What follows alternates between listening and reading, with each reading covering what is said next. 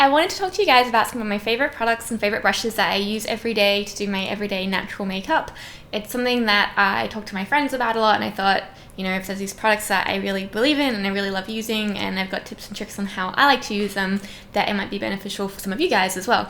So I'm going to talk about my favorite foundation and favorite foundation brush, my favorite concealers, my favorite blush, my favorite contour, and my favorite eyebrow products. Oh, and also my favorite long-lasting liquid red lipstick. So I'm going to divide them up into different individual videos so that you can click on whichever one you find the most interesting rather than having to watch the whole series. And I'll start with foundation now. Okay, so I have washed my face, I put on moisturizer, I put on sunscreen, and I put on primer.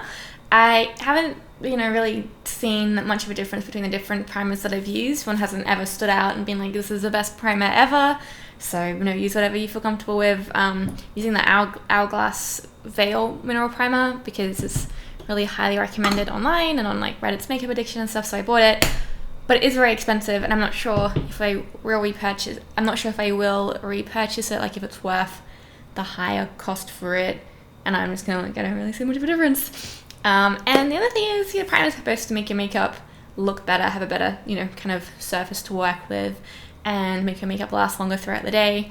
I've never actually put, like half and half, primer on one side, no primer on the other side to see the difference. I just kind of accept that's probably what happens. But it might be interesting to actually do that and see the differences that different primers make, so I can be like, hey, this is a more informed opinion. Okay, now for the important information, my favorite foundation is the Too Faced Born This Way foundation. I've been using this for a while. I use it pretty much every day. I've been using it in the shade Porcelain. I just picked up the shade Snow because the Porcelain's a little bit too dark for me, so I'm going to try and mix them together and see how that looks. I also took this with me to America and totally got crushed in my bag. It's really sad. This one looks way better. So the reason that I like this foundation so much is it's got a fairly medium coverage, so I don't have to wear as much concealer when I wear it. It just really evens everything out while still looking really natural, and it's got this really nice dewy finish to it, which us dry skin people really like and look for in a foundation. But I do find that if my skin is very, very dry, like if I've been using too much retinol or too much chemical exfoliators or whatever it is, and my skin's just really dry, this won't look as good. So what happens, this has happened with most foundations, but what happens if my skin gets really dry, it starts to kind of like flake off, come off in sections, and then you can see evidently where the foundation's kind of coming off the skin. It just doesn't look very good. So if you have very dry skin that does tend to flake off, I'd recommend having a really good solid moisturizer before using this, even something that's a little bit occlusive like Elta MD Intensive Moisturizer really helps my skins like that. But yeah, this foundation, that's the one time that it hasn't really worked for me. My skin's been really dry and just not having a good day. Otherwise, this works really well for me. I haven't had problems with it not lasting throughout the entire day. I think because it's just kind of evening out my skin tone a little bit. It's not trying to cover a lot, that even if it did fade a little bit, I wouldn't personally notice it. Whereas if you're trying to cover a lot, you might notice it more if, it fades throughout the day. Because I have read a couple of people saying that it doesn't have great longevity, like maybe at the 6-hour mark, it kind of doesn't work for them. I think it really just depends on your skin type.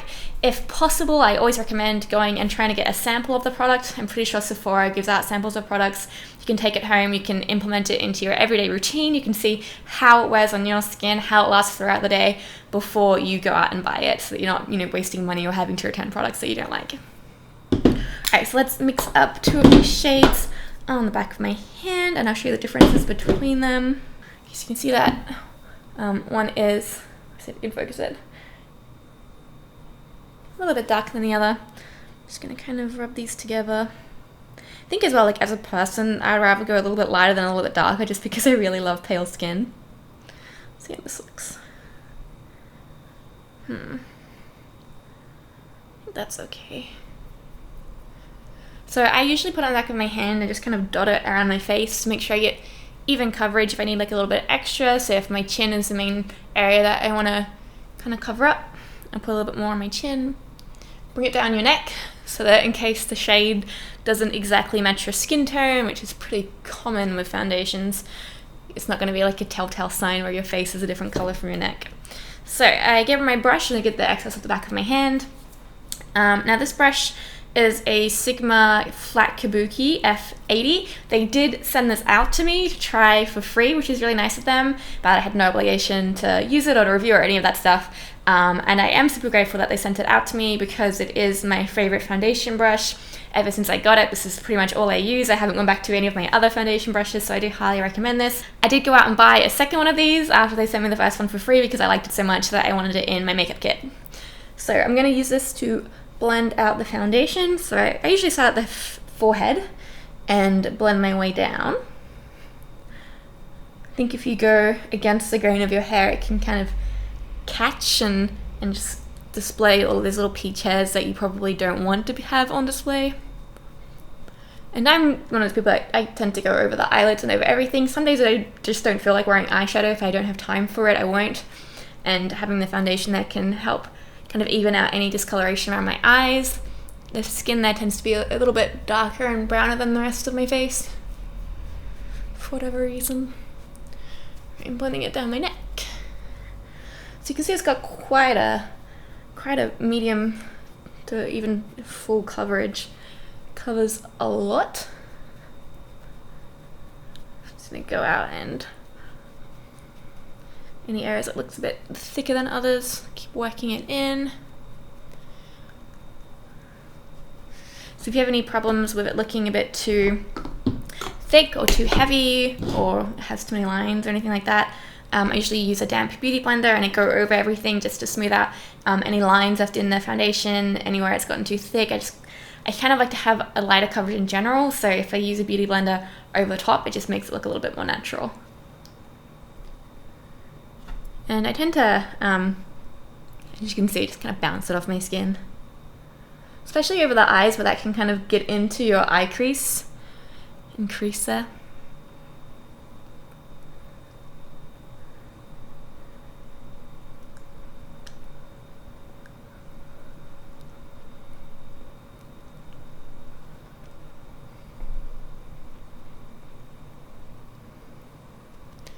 So I feel like this is one of the foundations that if I wear it, I feel like I do have to wear other makeup on top of it. If it's really heavy coverage and you wear nothing else, it looks kind of weird. You kind of lose a lot of the natural, you know, kind of like contours and blush and freckles and everything that makes your face look human and you look a bit like, eh. So I would only recommend using this if you're gonna wear other stuff like blush and, you know, define your eyebrows or eyes or eyelashes or define something so that your face doesn't get lost in it.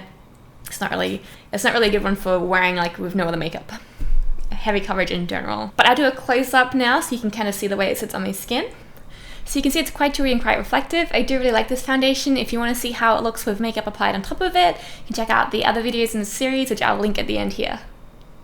Anyway, hopefully this was helpful and thanks for watching.